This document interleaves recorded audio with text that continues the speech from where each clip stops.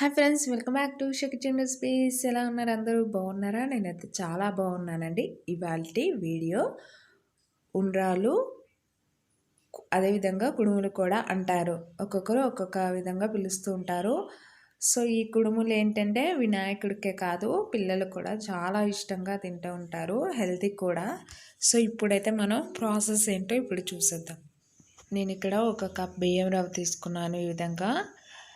అదేవిధంగా నానపెట్టుకున్న పచ్చిశనగపప్పు తీసుకున్నాను ఒక హాఫ్ కప్పు. 1 టీ స్పూన్ జీలకర్ర తీసుకున్నాను. 1 టీ స్పూన్ నెయ్యి తీసుకున్నాను. సో ఇప్పుడైతే మనం ప్యాన్ పెట్టుకొని రవ్వని లైట్ గోల్డెన్ కలర్ వచ్చేంత వరకు ఫ్రై చేసుకోవాలి. మనకి ఫ్రై చేసుకునేటప్పుడే మంచి సువాసన వస్తుందండి. అప్పుడు మనం దించేసుకోవచ్చు. సో ఇలా లైట్ కలర్ వచ్చేంత వరకు ఫ్రై చేసుకుంటే సరిపోతుంది.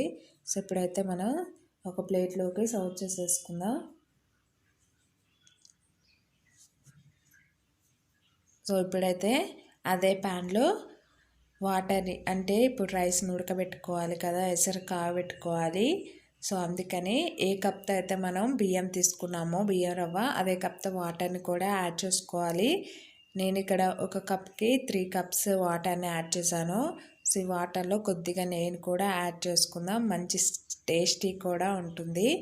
సో అదేవిధంగా రుచికి సరిపడా సాల్ట్ని కూడా వేసుకోవాలి. సో బాగా తెరలాలండి వాటరు.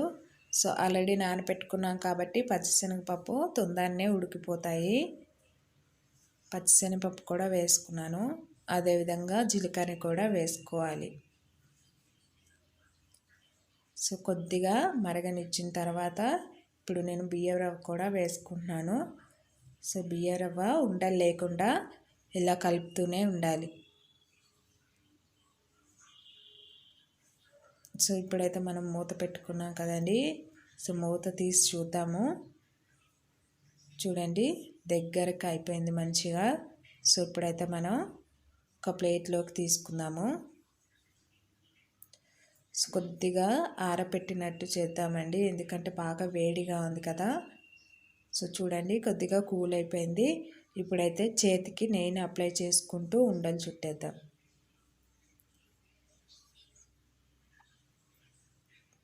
సో ఫ్రెండ్స్, కుడుములు చూడండి ఇది చక్కగా ప్రిపేర్ అయిపోయాయి కదా. ఇప్పుడు మిగతా కుడుములు కూడా ఈ విధంగా ప్రిపేర్ చేసుకుందాము.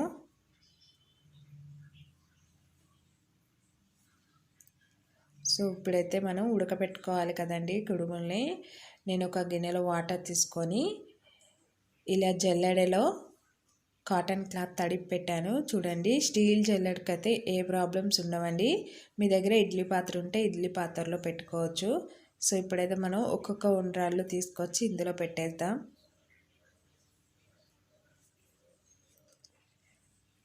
సో ఈ విధంగా పెట్టేస్తాం. మొత్తం ఉండ్రాలను పెట్టేసాం కదండి. ఇప్పుడు మూత పెట్టేసుకొని ఉడికించుకోవాలి.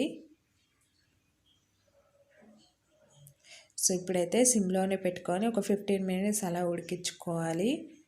సో చక్కగా ఉడికిపోతే ఇంకొద్దిగా టేస్ట్ మనకి వచ్చేస్తుంది.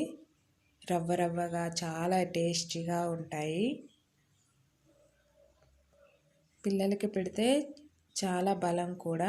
సో ఇప్పుడైతే మనం స్పూన్తోనే తీసేసుకుందాము, ఈజీగానే వచ్చేస్తాయి. సో చూడండి, ఒక ప్లేట్లోకి తీసేసుకుందాము. అదేవిధంగా మిగతావి కూడా ఈ విధంగా ప్రిపేర్ చేసుకున్నాము. ఫ్రెండ్స్, ఈ వినాయక చవితికి మీరు కూడా తప్పకుండా ఈ రెసిపీని అయితే ట్రై చేసి వినాయకుడికి నైవేద్యంగా సమర్పించండి. ఈ వీడియో మీకు ఎలా అనిపించిందో నాకైతే కామెంట్ చేయండి. మీ ఫ్రెండ్స్ అండ్ ఫ్యామిలీ మెంబర్తో షేర్ చేయండి. మన వీడియో ఎవరైనా ఫస్ట్ టైం చూస్తుంటే సబ్స్క్రైబ్ చేయడం మర్చిపోకండి. Thank you for watching this video.